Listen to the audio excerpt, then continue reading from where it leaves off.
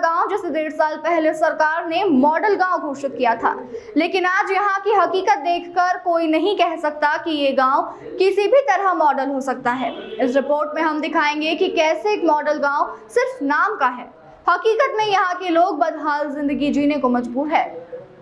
गदगांव की गलियां आपको बताएंगी कि यहाँ विकास की कितनी गहरी परछाई है। जगह जगह कीचड़, नालियां जाम और सफाई के नाम पर कुछ नहीं।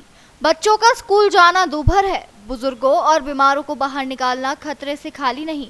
2 साल पहले लाखों की लागत से जल निगम ने इस गांव में पानी की टंकी बनाना शुरू की थी। आज तक ये टंकी आधी भी नहीं बनी। गांव के लोग अब भी दूषित पानी पीने को मजबूर है। गर्मी के मौसम में कई बार लोगों को दूसरे गांव से पानी लाना पड़ता है। गदगांव में एक सामुदायिक शौचालय भी बना है, लेकिन यह सिर्फ दिखावे के लिए टॉयलेट बनकर तैयार हो गया, लेकिन ताले आज तक नहीं खुले। महिलाओं को आज भी खुले में शौच जाना पड़ता है। ये 2025 का भारत है। पिछले 1 साल में मलेरिया और टाइफाइड जैसी बीमारियों से लगभग 20 लोगों की मौत हो चुकी है, लेकिन प्रशासन से लेकर स्वास्थ्य विभाग तक किसी ने सुध नहीं ली। पीने का गंदा पानी, खुले गंदे नाले और चारों तरफ मच्छरों का आतंक, बीमारियां यहाँ घर घर की कहानी है। गदगांव में कई सरकारी योजनाएं शुरू तो हुई, लेकिन पूरी नहीं हुई। ना नालियां पूरी बनी, ना सड़कें।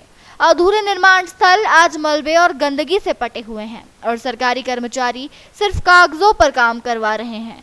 लोगों की मायूसी और सवाल प्रशासन से। गांव वालों का भरोसा अब सिस्टम से उठ गया है। उन्होंने कई बार शिकायत की, लेकिन हर बार सिर्फ आश्वासन मिला। अब सवाल उठता है कि जब सरकार किसी गांव को मॉडल बनाती है तो क्या वो सिर्फ कागज पर होता है? और अगर ये मॉडल है तो फिर बदहाल गांव कैसा होगा? गदगांव की तस्वीरें सिर्फ इस गांव की नहीं, ये पूरे सिस्टम का आईना है। मॉडल गांव के नाम पर सिर्फ बोर्ड टांगे गए, जमीनी स्तर पर काम कुछ भी नहीं।